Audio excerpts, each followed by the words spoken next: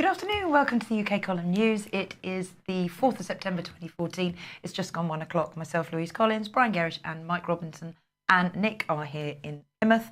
And we have some guests on the phone, Jason and Mark. So they'll be talking about Rotherham. Yeah, Rotherham. Okay, well, just first off, a brief comment on the weather. It's absolutely delightful here in Plymouth, and that's all we care about. So I'm afraid nobody else is going to get a mention today. Well, the newspapers really, sorry if you can just clear that one. We've put under a lot of pressure this morning to get this news to you, so stay with us. We hope it goes okay. But a lot appearing in the national press. We decided this morning just to buy some of the newspapers. Yes, it's difficult to know what to describe them. Just so that we can see the sort of information that's coming across. So if we go here, sorry, I'm running out of hands a bit. We've got the Daily Mail, and we're busy talking about yet more hostages. Nobody appeared to know anything about this a few months ago. Suddenly, British intelligence, the security forces, the Americans, David Cameron, now realise that there's these violent extremists and they're busy beheading people and taking hostages. Still no real evidence produced anywhere, but of course we've got these glaring headlines now trying to make people very fearful.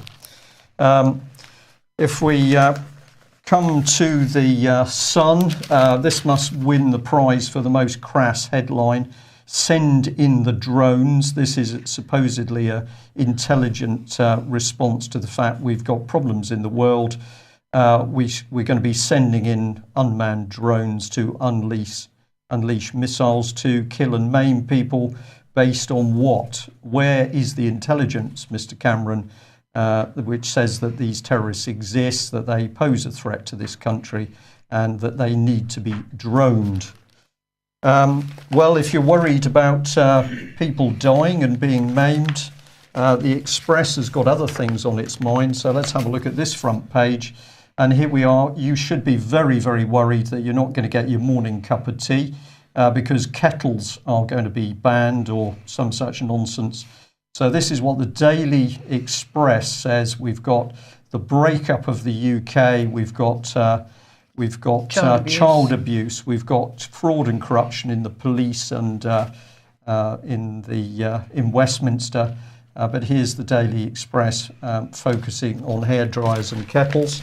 And I think I'm still missing one. Of course, the Daily Star is going to win the prize because here we are, Jihad Generation. You couldn't make this stuff up. That's probably some of their free dross dropping out of the paper there. So we think what's going on is a massive and very calculated propaganda campaign simply to stop people thinking about what's happening. We're going to take some of the topics and break them down in the news today, but we have got the opportunity to speak about Rotherham, child abuse scandal. Yep. Just give us an introduction, Lou, and then we'll see if we can bring in our guests. Okay, so it's an article from The Independent. A public cabinet meeting heard Martin Kimber yet again backing Rotherham Children's Services Director Joyce Thacker and claiming that no one within safeguarding of children will face disciplinary action and that there were insufficient evidence to refer any individuals for misconduct or malpractice to their professional bodies. Apparently the public gallery was in uproar and went in demanding the entire council resign. We can put, this is the Mr. Thacker, there he is, he's the head of the council up there. And the next picture, not Mr. Thacker, Mr. Kimber, and this is Joyce Thacker, who is head of Children's Services. But it's also being revealed in the Times that South Yorkshire Police are still failing to recall crimes against children and have spent far too much time trying to disprove the words of victims, and that the Public Protection Unit showed a disregard for the victims. So I think that brings us quite nicely onto our guest. Okay. Mike. So we have Mark from the Agenda 21 Research Group and Jason who runs Friends of the UK column in Sheffield. How are you doing, guys? Hold on a second while I quickly unmute you. How are you? Good afternoon. Good afternoon. Hi, guys. Right, so you were in Rotherham yesterday, and tell us a bit about what was going on there. There was some sort of council meeting regarding the child abuse scandal that's been going on in Rotherham, and as Mark was coming over anyway, we were initially intending to go into Rotherham and sort of ask people regarding what they thought about the child abuse scandal, but luckily it fell on the right days, and we sort of just got to the town hall, and there was obviously lots of media there, and there were some protesters and some people, general bystanders, but there were a lot of people sort of in the same mindset, really. There was a little bit of a lust for blood, I'd say, from amongst the people that were around there. So how many people were there, Jason? We were quite late to the party, really. It had been going on for quite a while. Yeah, good hour. So we were quite late to the party, but I mean, there was still I would have said probably about 150 people. But then when you start taking into consideration the amount of police that were there as well, and press as well. So in total, probably about 150 people. There were some good passers-by and people passing by and taking an interest, and also some protesters as well. So you managed to record some video, and I want to show a little bit of this. So the first clip that I want to show is just 10 seconds or so, and it's a gentleman being interviewed, I'm not sure, by some kind of mainstream TV, but you managed to throw a question to him. I'll just show that and then ask you to comment on it afterwards. So this is about 10 seconds, I think. Ask him if he's a common purpose graduate. Money! No. Okay. I'll be checking. I'll take your word for you. I don't know what you mean. I will be. You do know what?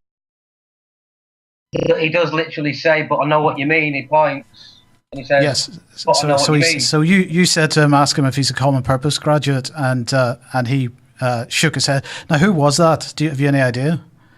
That was a gentleman called Brian Cutts, who is a UKIP councillor for I believe, the Wickersley ward in Rotherham.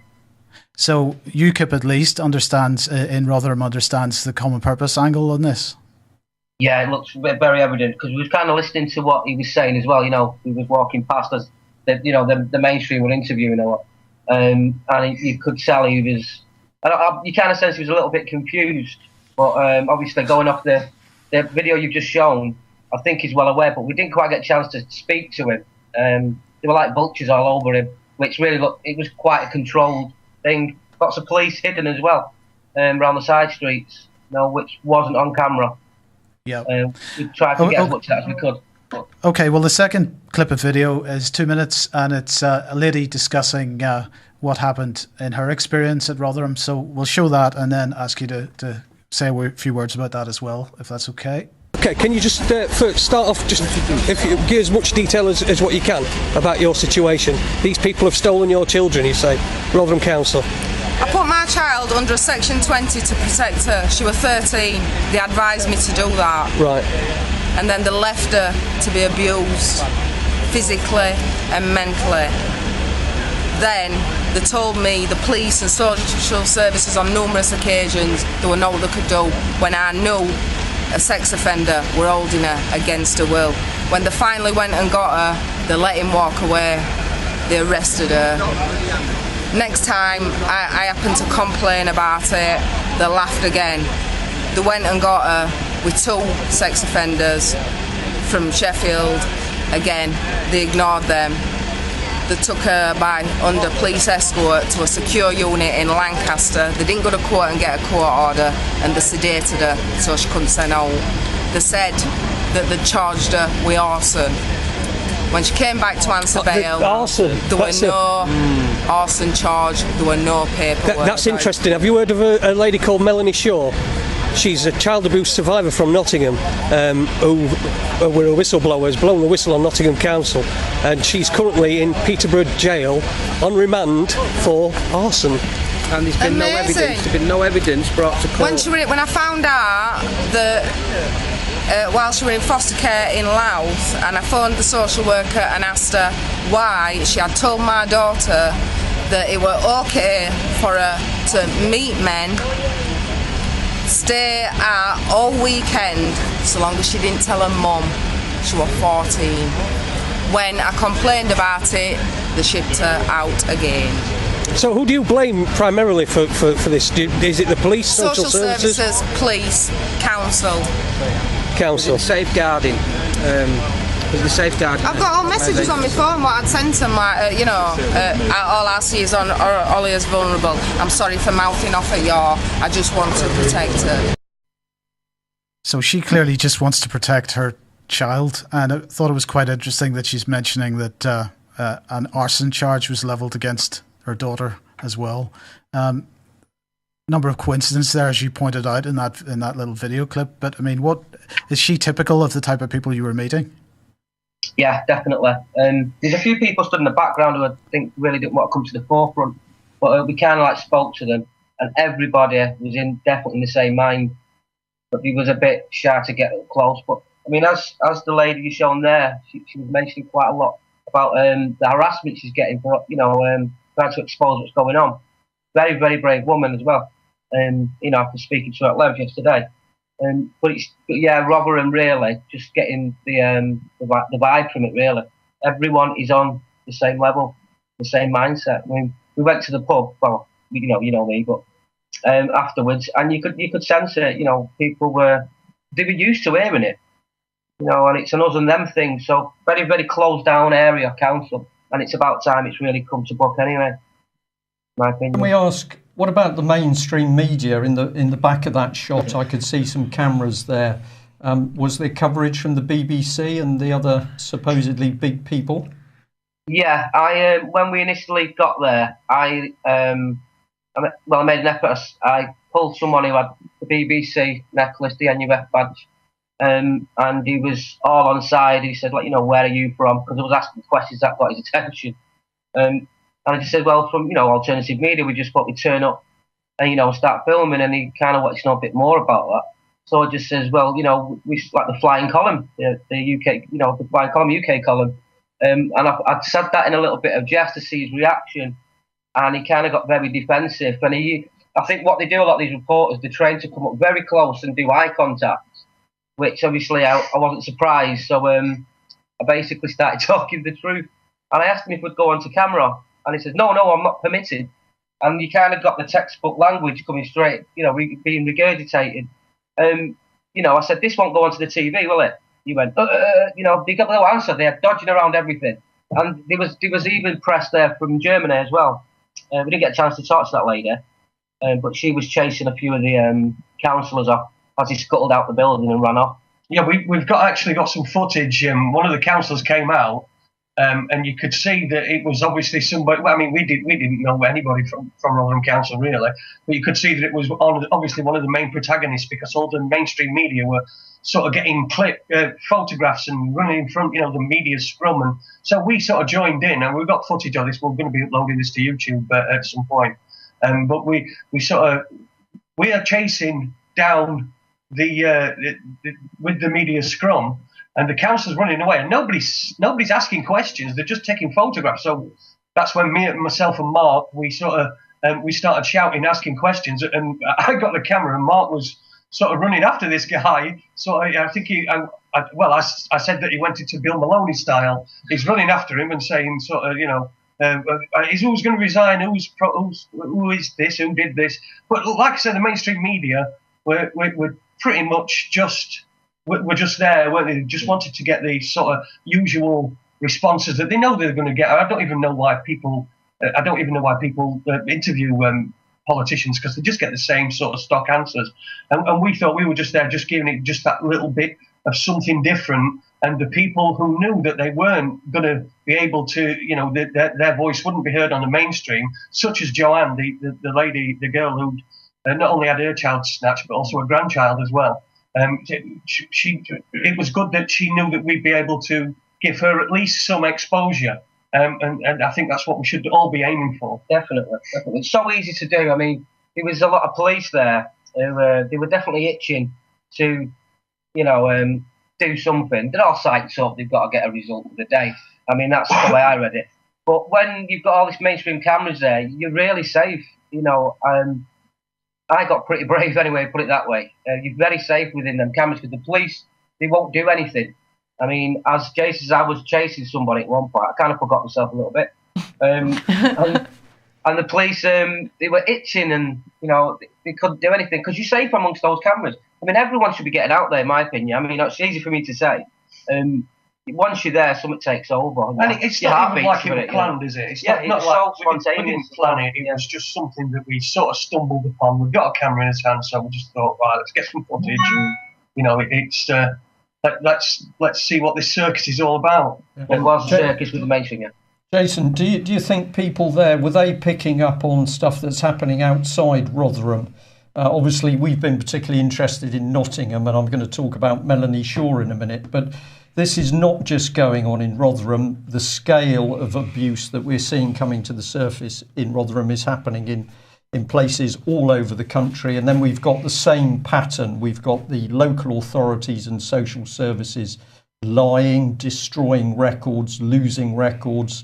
The police are then intimidating the victims that come forward.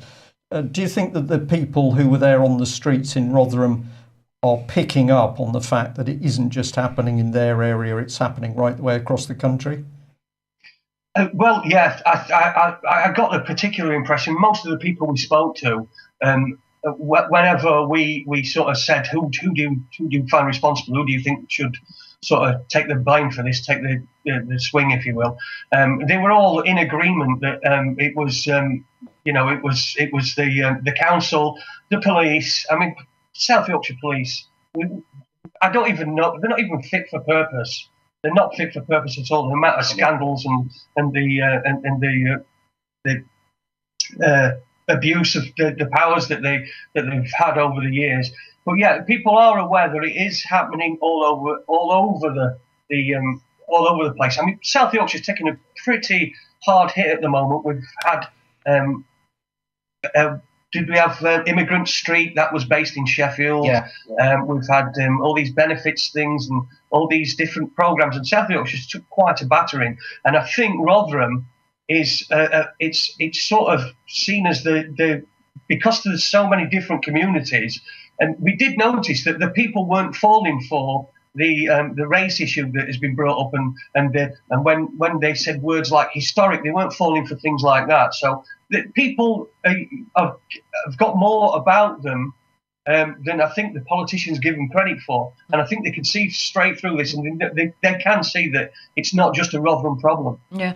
Can I just ask, did you see the Children's Services Director, Joyce Thacker, and was she looking at all ruffled or a little bit on edge at all? Because she was there, and I know she was literally being put under scrutiny by the public whilst there, but the head of the council, Martin Kimber, has kept defending her. Did you see her at all, or Martin Kimber, the head of the council at Rotherham? We didn't really see. We was looking for certain places, like you mentioned, Louise, but we couldn't quite get into the building because they had to literally put an extra room on for the amount of people that was in there, and it was extended half an hour as well. But we didn't quite see them. I mean, at one point, I walked around the back of the building, because they were scuttering out the building, but we didn't see her. No. Okay, thanks. But I would like to point out that the town hall building in Rotherham is the old courthouse. It used to be a court many moons ago. I think it was up until the late 80s. So there are many entrances at the back, and there's many places that they could get out of the back. So we don't know whether. I think many of the main players. One of the mainstream media guys that we spoke to, we asked him where many of the main players were, and he said, well, most of them haven't turned up. Yeah, which does say a lot. Yeah, it does. The police chief commissioner, he was interviewed around the same time as the meeting, but he was interviewed at the back of the police station, but obviously separate place, separate building. So he wasn't coming anywhere near the mainstream cameras, which just shows the cowards they are, to be honest. Yeah, that about sums it up. Well, can we thank both of you very much for producing this? We'd love to have more getting the views of people, local people, onto the programme is a very important one, and of course it starts to really give a totally different view than stuff coming across in the media. Yeah, definitely.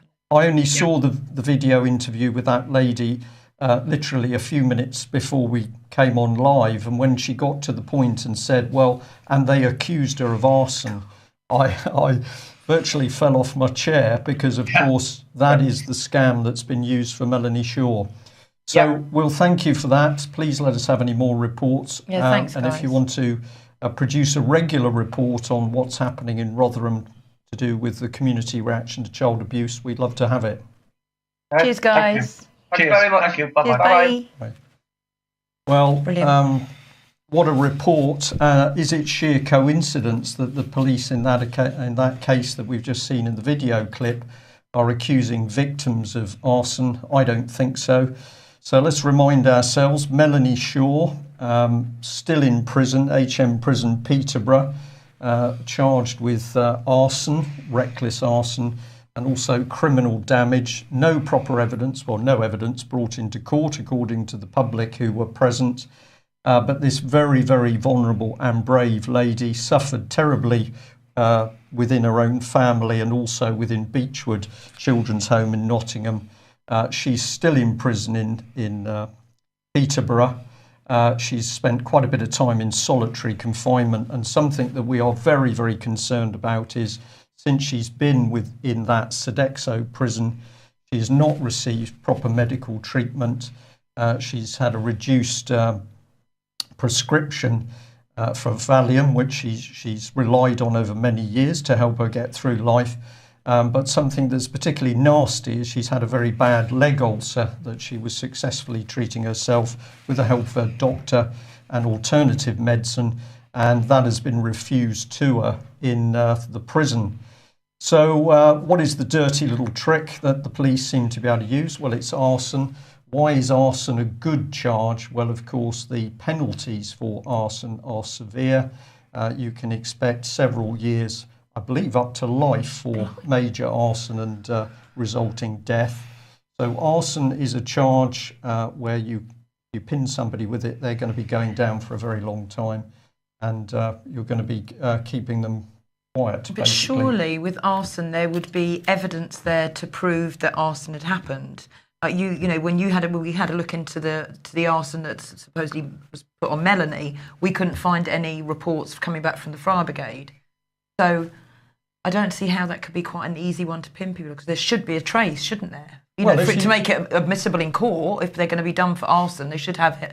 They should have the evidence to prove that did happen. Should have, yeah. But we're not in the business of doing the right thing. Of doing the right things. And of course, the Crown Prosecution Service, who we've heard from Exaro, have had great difficulty pursuing prosecutions against paedophiles in Westminster, were absolutely able to make sure that Melanie Shaw, very vulnerable victim, is imprisoned, despite the fact, inconveniently, they didn't appear to have any evidence against her.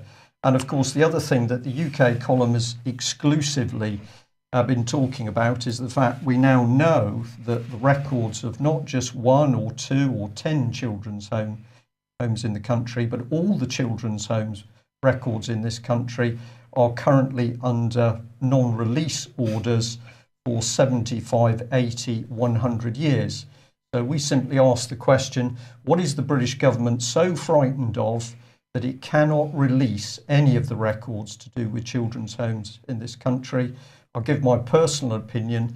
It is because the child stealing, trafficking and abuse rings are actually being run with the full support of senior members of the British government, the judiciary and the police. We're just now starting to get glimpses. Yeah. But of course, more men picked up in the Thames Valley area. Yeah, Thames Valley Police carried out raids in Aylesbury, Milton Keynes, Buckingham and Chesham, and apparently have arrested and charged 8 men for sexually abusing girls under the age of 16. Apparently there were 120 officers were involved in the dawn raids. The men are going to be in court later on today, and according to the BBC, most of the men were of Pakistani origin. Yeah, exactly. Well, I've picked up on that. This slide on screen at the moment, I think this is the BBC doing a brilliant propaganda exercise for Thames Valley Police, because here they are. Well, they look like foreign mercenaries, of course, but this is our loving police all being briefed up to get out there and arrest paedophiles. The point you made, I thought we'd bring on screen here, because it says Thames Valley Police said 120 officers had raided 11 addresses. And these offences relate to 2 female victims in the Aylesbury area between 2005 and 2012. So the 2005 one obviously going back many years. And the raids were prompted by information received earlier this year. And then let's have a look at what they say. Well, 5 are Pakistani, 1 of them is Indian origin, 1 man is Black Caribbean, and another one is of Afghan origin. The ethnicity of the other 2 men is not yet known. So absolute concentration on the fact that these are all Asian. But what's the reality behind Thames Valley Police? When this very brave Asian gentleman stood up to protect white youngsters at Oxford and Cherwell Valley College, he made over 80 reports of the ongoing abuse of these youngsters. Some of these young teenagers so damaged they are unable to work properly, they're unable to carry on with their lives properly. And Thames Valley Police conspired, it is now blatantly obvious from the evidence we hold, Thames Valley Police collaborated, conspired with the local authorities and the college itself so that there was no proper investigation. Sounds a bit like Holly Gregg. No proper investigation and therefore, according to them, no crime. This man loses his job. He's vilified in the college. He's threatened. He's certainly intimidated by Thames Valley Police. And no mention it in the press that it's, he's exposing the white people, but they will push and push and push to try and cause this racial tension. That is where we think they're going. But what is horrible about this case, of course, is that the BBC initially showed an interest. They started to look at evidence. Yeah. They said they were going to meet some of the victims, and then presumably an editorial decision pulled them out. Mr. Ed Campbell, senior news editor with ITN, was also going to get involved with this case, and then suddenly he pulls out. Even when these people were looking at documentary evidence alone, they hadn't even met the victims, and saying, well, this is irrefutable. The evidence here is irrefutable of the abuse going on.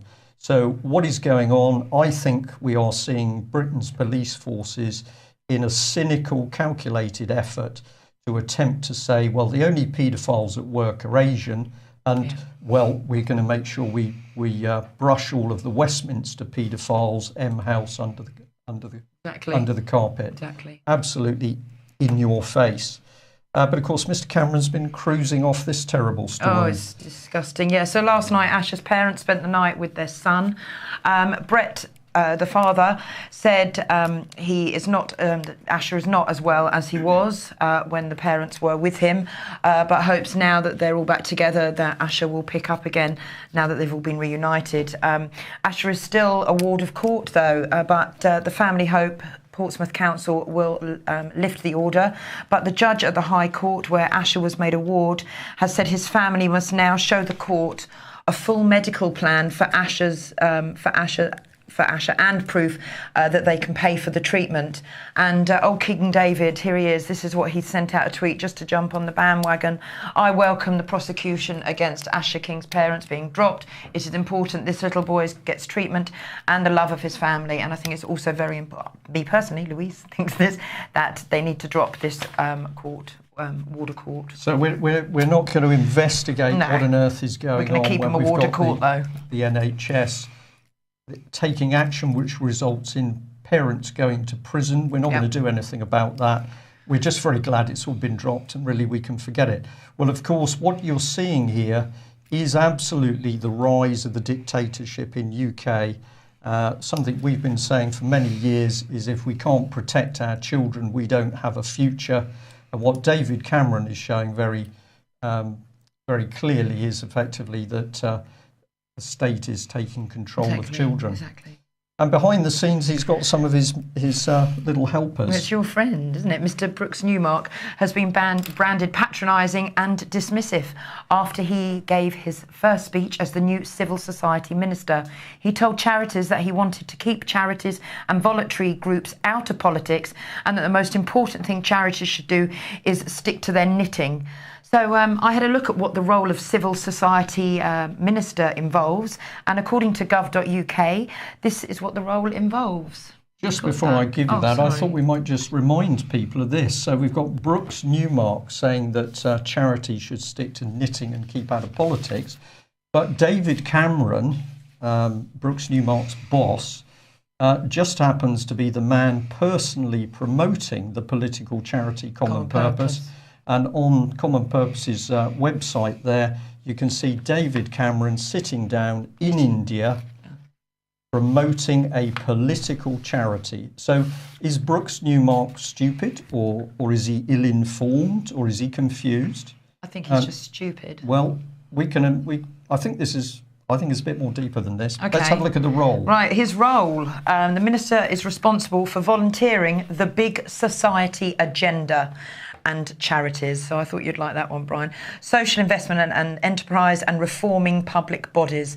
Brooks Newmark was appointed as Minister for Civil Society on the 15th of July 2014 and apparently has been a Conservative MP since May of 2005. So your thoughts on the big society slap Well, right bang in the middle big there? society is communitarianism. This is saying that you're giving people freedoms, but actually you're bringing central government control to the lowest level.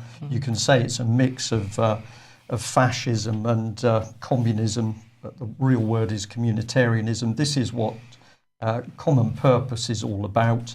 Big society is basically taking control right down to the lowest level, but you do it in a devious way. So he's saying charities should keep out of politics, but actually the Conservative government is giving these charities and non-government organisations more and more power. And let's also remember that Brooks Newmark is the man who was happy to boast that he'd been over on the Turkish border with General Idris. So he was supporting the Free Syria Army linked through to al-Nusra and terrorist organisations, and he was clamouring for a military strike on Syria. So nice man, and now he's the man that David Cameron is putting in control of civil society. He's a Harvard man as well. I could imagine he's involved in a lot of little clubs. Well, this man's also telling us what's going on, I think. He's a horrible little man. Steve Hilton, who's former Director of Strategy and friend of David Cameron, told MSNC that money, not voting, has the biggest impact on politics. And he said, don't just vote, donate, because if you want to shape the next Congress, for many people, their vote actually isn't the most powerful way they can do that. The most powerful way they can do that is to donate to the campaign that match their priorities. So it's not about the vote, it's all about the money. Getting the money in, and of course that could bring us back to the very powerful lobbies around David Cameron. We'll save that for another day. But a nice introduction. I'm sorry to bring you back to this picture, but here he is, the man in the flesh, the empty head of the British government. And we reminded people yesterday that here was the real head of intelligence, Sir John Sawyers. They weren't actually playing together on the same beach, but we'll come on to that. But this is the man who's popped up in the middle, Sir Alan West, here in his naval uniform and pirate gear. He was a security advisor, of course, for Gordon Brown. He's, as we will hear, devised much of the country's anti-terrorism legislation and plans. He also styles himself on James Bond, but he's a good party man, as we can see. Well, why are we so interested in this gentleman? Well, it's over this. We've chosen Express headline, but we're back on the subject of Jihadi John. We've got no evidence any of these videos are real. The mainstream press and media are also saying if they're true, if they're real, if it's proven. But based on these videos, we've now got David Cameron effectively trying to go to war with the world. And who's popped up in the background? Well, here it is, Admiral Lord West of Spithead. And he said he wants the British accented extremist, this is the so-called Jihadi John, to appear in The Hague and be tried for war crimes. So we're not sure whether the videos are real, but we want him tried for war crimes. Was he really talking about this man? Because certainly a lot of people would rather see Tony Blair appearing in The Hague. And of course, it was Blair and Gordon Brown were the two people who were winding up the trouble that is expanded across the world. So what sort of man is Lord West? Well, what can we tell you? We went to a simple source, which is Wikipedia, but they've got some very interesting things to say, because back in 1986, he unfortunately lost some very important security documents. They dropped out of his coat. But he didn't put them in a bin? Pardon? He didn't put them in a bin? No, I think that's left for Tory MPs. He was walking his dog, as you do, taking the secret documents with you. They fell out of his pocket, but at a subsequent court-martial, he pleaded guilty to charges of negligence and breaching security. He said they'd fallen from his coat pocket while walking. It was a friend's dog, and he got a severe reprimand. But luckily that expired in time to allow him to become an admiral and ultimately to head the Navy. And if we just go a bit further, we then find that he's brought into the Home Office by Gordon Brown. We don't know what basis, but certainly this man's got influence. And if we see what he then did, he produced the whole of the counter-terrorist policy, cyber security, chemical, biological, radiological and nuclear security, science and technology for countering international terrorism. So this is the man that's produced the plan to counter terrorism. Surely that must be the very same plan that's actually failing at the moment, that we've got such a big problem. Possibly, but did Emma give her a... We haven't yet spoken to the Home Office, and the joke from Louise is, of course, when we've tried to get answers from Theresa May at the Home Office, we don't get an answer from Home Secretary Theresa May. We get it from a media lady called Emma, who's effectively told us that she can answer any question that we care to put to her. So maybe Emma is running the anti-terrorism policy in Britain. Maybe it's Lord West, or maybe he's playing being a pirate. But whatever's happening, we know something very serious is underway. And the Express defies belief here, because they expect the public to believe that Cameron putting together a NATO force of 5,000 troops is going to keep Europe safe from Russia. I don't know what Mr. Putin was doing this morning, but I would imagine that he was probably laughing over his cup of coffee in his dacha as he read this absolute nonsense from the British press. So if we have a look at what our politicians have really been up to, they have been creating violence and death across the world. It's escalated from Iraq. Remember that we went into Iraq on the lie of weapons of mass destruction. And then the pattern has been followed of countries being invaded, destabilized, destroyed, giving rise to the terrorist threat. And of course, this hasn't happened accidentally. There are people who've been driving this. So I thought we'd just have a look at who's behind the situation in the world today. Real people, real faces. This is not something happening by accident. So here is the ramping up of the seedbed for terrorism and angst against the West and UK. These are the people responsible, and now they're telling us that they've invited NATO into South Wales to deal with the whole problem. It's well, it leaves me speechless, really. Yeah. And in society, the close down continues. We'll do these very quickly, but we've got the Express here saying that local authorities are to get even more powers to bring in laws to fine people. All of this, of course, is completely unconstitutional.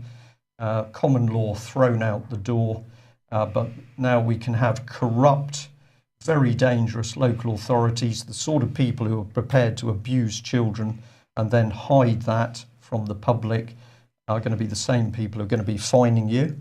And this one was yours. Yeah, earlier this week, a judge ordered the Chief Constable of Humberside Police to explain why a woman was told when reporting harassment over sexually violent phone calls. Officer asked her to find out the man who was abusing her's network provider. And a report out by HMIC, Her Majesty's Inspectorate of Constabularies, revealed that many victims were asked to question neighbours and to check websites such as eBay and Gumtree to see if their stolen property had been put up on their sites. Also in the report was crimes such as criminal damage, vehicle crime and burglary were the most likely crimes victims were asked to investigate for themselves. And in 17 forces, PCSOs were being asked to investigate crimes beyond their roles and their training. And the Police Superintendents Association said the report made for very uncomfortable reading. Uncomfortable. Well, it goes on because, of course, Theresa May, or possibly Emma, has actually said that there's got to be further integration across the emergency services. So as we see a single police force formed in England under the stepping stone of the European regional system, we're now going to integrate the emergency services. So this is massive state control simply coming in front of our very eyes on the lie. There is no money. Bradbury Pound sorts that out. But is there a glimmer of hope that even The Guardian seems to be getting a little bit spooked? So this is quite an interesting report by The Guardian, which is saying, whoa, not so fast. If you read this article, they really are beginning to see, or it would appear so, that something is not right. And they're talking about the integration being pushed through secretly. We say the danger is this is all happening like the drip, drip, drip of an anaesthetic. So Theresa May with Emma slowly helping to build the police state. And if we summarise it, this is another one here, because we're now seeing that they're saying that if Scotland gets independence, David Cameron may have to postpone the UK election. So we've got a roadmap to something pretty unpleasant here. You postpone the elections. You've got victims investigating crimes. Can we just bring that one back on the screen a sec? There we go. I just wanted to read down those. Victims investigating the crimes. More powers for local authorities. Integrate the emergency services. In November, we know we've got a massive big slug of European laws coming in. We're going to reset the Constitution. Anywhere we see the word reset, you should be suspicious, because this is an attack on Britain and the Constitution. And what are we going to end up with? A dictatorship under probably a hung parliament with a one-party state, if we allow it. And the effect, of course, aside from Melanie, Robert Greene on his 107th day. I hope I got that right this morning. But he's simply got to stay in his house reporting to the police because Alex Salmond says so. No evidence brought against him, doesn't know what the charges are. And remember, this is Scottish law now affecting somebody south of the border. And I'll just come in here that we had hoped to get Ballymaan back on the show today. We will do it next week, but he's got some very, very interesting information to give people about what he's been doing in the justice system and the sheer corruption of the Royal Courts of Justice. So there we are. Mike, I'll give you a section, if I may, on the conference, if there's anything new to add on that. Well, nothing formally new. We had a discussion last night, and we basically know what the main theme of the specific theme of the BCG conference on the 1st of November is going to be. So we will put that in a form which is readable for people and have that out later on today, I hope. And of course, on the following day is Dr. Graham Downing's conference on the issue of whether drugs are going to work anymore in the future and how to solve that problem. Anybody that wants to get some more information about that can sign up for that information at drugthebug.com. But keep an eye on the BCG website, because by the end of this week we will have more details of the conference up and available for people. Yeah, brilliant. We'll say finally, keep up to date with UK column tweets, and Beaky, of course, is not going to keep quiet. We pointed out last night that people trying to help Melanie Shaw have been receiving anonymous threatening phone calls. We think this is because uniquely Melanie Shaw was saying, her words, that children died, was suicided at Beechwood Home, and she maintains effectively that children were murdered there. We understand there is still no full and proper police investigation into murder in relation to Beechwood. But if you try and help one of the vulnerable victims, what happens? The threats start. There is a story out which I didn't have time to get. It's wondering how a guy was catching paedophiles as posing. He was pretending to pose as a child online. He was helping the police, and now all of a sudden they've told him completely stop doing it. He was actually, getting results from what he was doing. So first of all, they were encouraging him to do it, and they were very grateful. And now all of a sudden, it's come out in the press that they're telling him they don't want his help anymore. He needs to stop it. So victims should investigate their own crimes. Exactly. If you're a victim, you've got to investigate your crime. Yep. But if you're a good member of the public going to stand up and do something, then the police don't. Is it because these guys are getting too good at what they're doing? Yeah. I would say so. So if you're a good policeman or a good policewoman, I'm afraid it's up to you. You are the ones who have got to stand up and be counted within the police forces across Britain. You know that the fraud and corruption and the abuse of children is being conducted with the support of your senior officers. It's up to you to investigate and stop it. Okay, we'll see you next time. We'll see you tomorrow, same time. Bye. Thanks for joining us. Bye-bye.